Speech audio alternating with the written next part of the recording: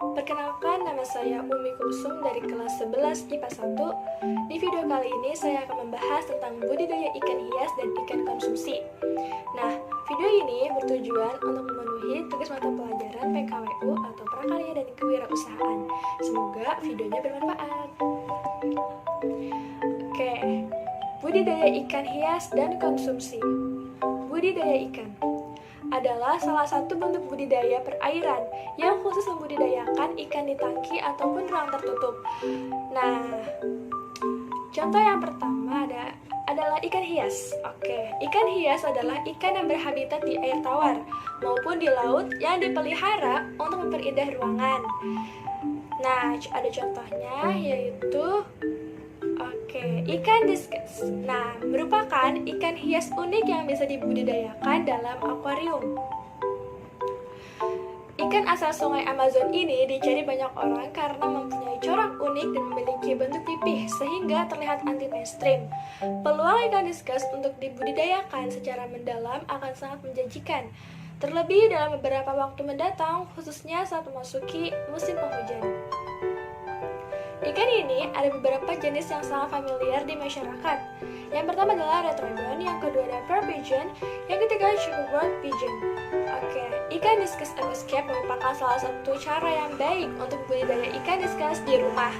Nah, ini ada hal-hal yang perhatikan dalam merawat ikannya. Yang pertama adalah pastikan kondisi air dalam kualitas yang baik. Suhu akuarium yang optimal adalah 28-31 derajat Celcius. Suhu air yang lebih tinggi akan menurunkan kadar oksigen di akuarium.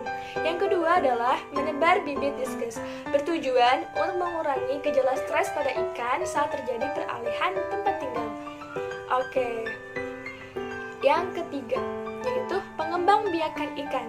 Menempatkan induk jantan dan ikan betina di satu akuarium dalam waktu yang lama bisa memasukkan batu ke dalam akuarium sebagai tempat ikan menempatkan telurnya.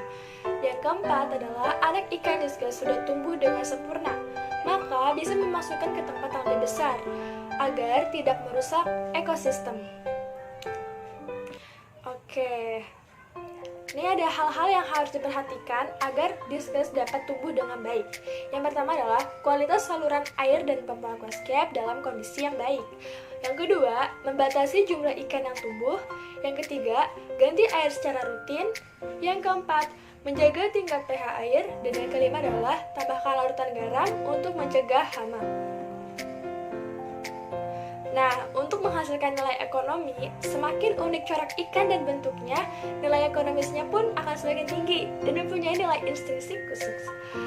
Adapun harga ikan dalam satuan ekor rata-rata yaitu Rp80.000 sampai Rp300.000, tergantung kualitas dan bentuk coraknya. Kita masuk ke ikan konsumsi. Ikan konsumsi adalah jenis-jenis ikan yang lazim dikonsumsi oleh manusia sebagai sumber pangan. Ikan konsumsi dapat diperoleh salah satunya dari proses budidaya. Nah, di sini ada ikan konsumsi air tawar. Nah, contohnya adalah budidaya ikan gurami. Berikut adalah gambarnya. Nah, ada ciri-ciri induk betina ikan gurame. Yang pertama adalah di dahi tidak terdapat tonjolan atau cula. Yang kedua, warna badan lebih terang. Yang ketiga, dasar sirip dada berwarna yang kegelap atau kehitaman. Yang keempat, perut membulat. Dan yang kelima adalah badannya relatif panjang. Nah berikutnya adalah ciri-ciri induk jantan ikan gurame. Yang pertama, di dahi terdapat tonjolan atau cula. Yang kedua, warna badan lebih gelap dan agak pucat. Yang ketiga, gerakan lebih lincah. Dan yang keempat adalah perutnya dekat halus. Kita lanjut. Ciri-ciri induk gurame yang sudah matang dan siap dipijahkan. Yang pertama adalah perut membesar ke arah belakang. Yang kedua, anus tampak putih kemerahan. Dan yang ketiga, perut ikan terasa lembek jika diraba. Ada persiapan kolam pemijahan. Yang pertama, pengeringan dan pembersihan dasar kolam. Nah, ini baik dalam kolam jenis konvensional ataupun maupun terpal ya. Yang kedua adalah pengisian air kolam. Dan yang ketiga, pemasangan sarang atau sosok dan menyediakan bahan pembuatan sarang. Berikut yang ketiga, ini adalah proses pemijahan ikan gurame. Yang Pertama, masukkan induk gurame yang sudah lolos seleksi ke dalam kolam. Lalu, jumlah ikan gurame jantan dan betina berbanding 1:3. Nah, secara alami, induk jantan akan membuat sarang menggunakan material yang sudah disiapkan. Lalu, setelah sarang siap, maka induk jantan mengajak induk betina untuk pemijahan. Setelah selesai, ikan betina menutup lubang sarang dengan ijuk. Lalu, induk betina menjaga anaknya dan induk jantan membuat sarang. Nah, ada penanganan telur gurame. Oke, yang pertama adalah membersihkan telurnya yang tersisa menggunakan scorecnet, lalu pisahkan telur dan sarangnya, cuci telur hingga bersih. Saat mencuci, tambahkan suplemen cair organik spesialis kolam tambak, lalu masukkan telur yang telah dicuci ke dalam bak penetasan. Nah, pemeliharaan dan penetasan. Lalu setelah itu adalah persiapan bak pendederan, lalu pendederan ikan gurame, persiapan kolam ikan gurame, pemindahan benih ikan gurame dari bak pendederan ke kolam, dan yang terakhir adalah pembesaran ikan gurame.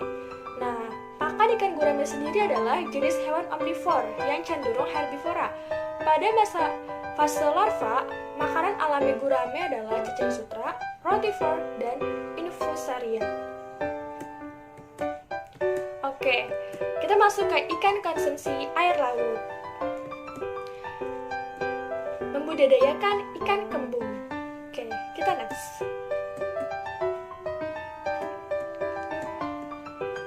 Ikan laut yang banyak dikonsumsi di Indonesia ini masih tergolong dalam ikan pelagis kecil. Nah, ikan kembung memiliki tubuh yang ramping, memanjang, dan pipih. Oke, budidaya ikan kembung. Nah, yang pertama adalah persiapan kolam ikan kembung. Suhu air yang cocok berada pada 26-30 derajat Celcius. pH air kisaran 4-9 ppm. Kandungan oksigen yang terlalut harus sekurang-kurangnya 1 mg atau liternya. Optimalnya 5-6 ppm memiliki kandungan NH3. Nah, yang kedua, pemilihan dan penebaran bibit ikan kembung. Waktu penebaran pada pagi atau sore hari agar benih terhindar dari terik matahari. Yang ketiga, proses pemijahan ikan kembung. Yang keempat, pakan ikan kembung yang dilakukan 2-3 kali sehari. Yang terakhir adalah perawatan ikan kembung. Nah, perhatikan ketinggian airnya. Pada musim kemarau, disarankan untuk menambah air sebanyak 3 kali sehari. Oke, ikan kembung memiliki kandungan omega 3 lebih banyak dan omega 6 yang dapat meningkatkan pertumbuhan dan kecerdasan. Jadi ikan kembung ini sangat bagus sekali ya jika dikonsumsi. Oke, terima kasih. Terima kasih sudah menyaksikan video ini. Kita sampai penghujung materi. Mohon maaf dari salah kata. Wassalamualaikum warahmatullahi wabarakatuh.